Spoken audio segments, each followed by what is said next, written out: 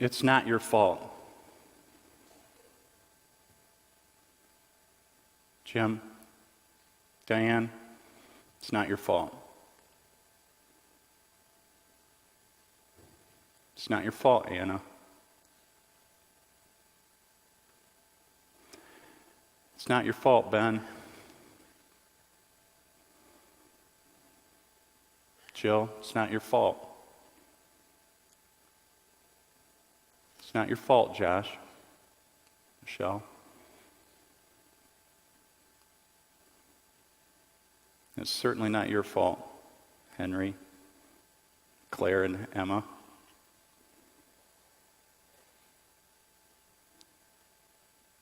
It's not your fault, deacons.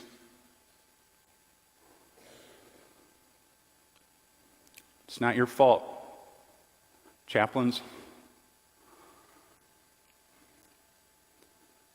It's not your fault, friends and family. Jason.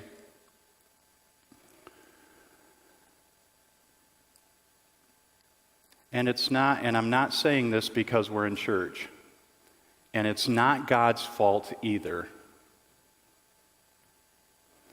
The USS Thrasher was a military sub that was built in the 1950s, and at that time they were beginning to construct subs out of this brand new kind of high-strength steel.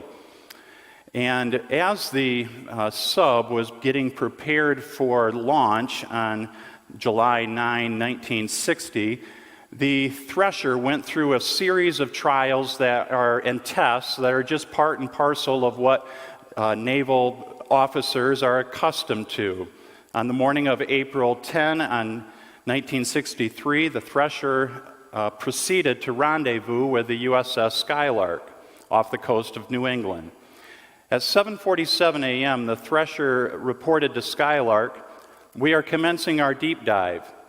And from 7:47 until 9:13, the dive appeared to be going well. The Thresher reported depth and course changes to Skylark.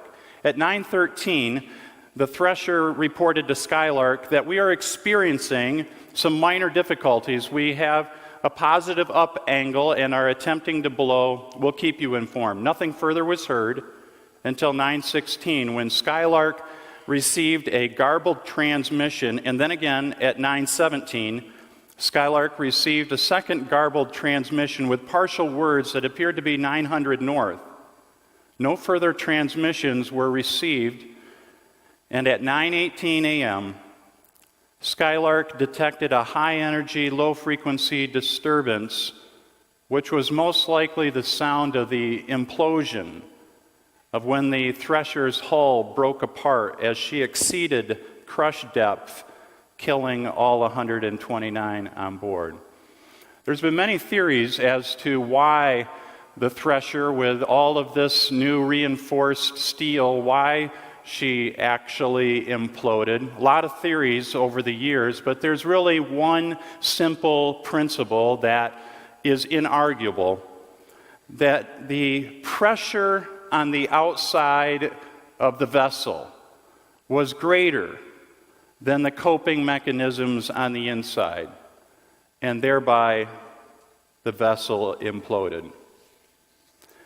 When the pressure on the outside of a human being, even one that knows the Lord, when the pressure on the outside of a human being exceeds the coping mechanisms on the inside, implosion is inevitable.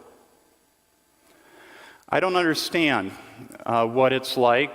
I was talking with my brother-in-law and with Scott about, you guys own businesses, and Jamie did too. I don't know what that feels like to have to, run your own business and making sure that you're making it all happen all the time. It's kind of on you as a sole proprietor, right?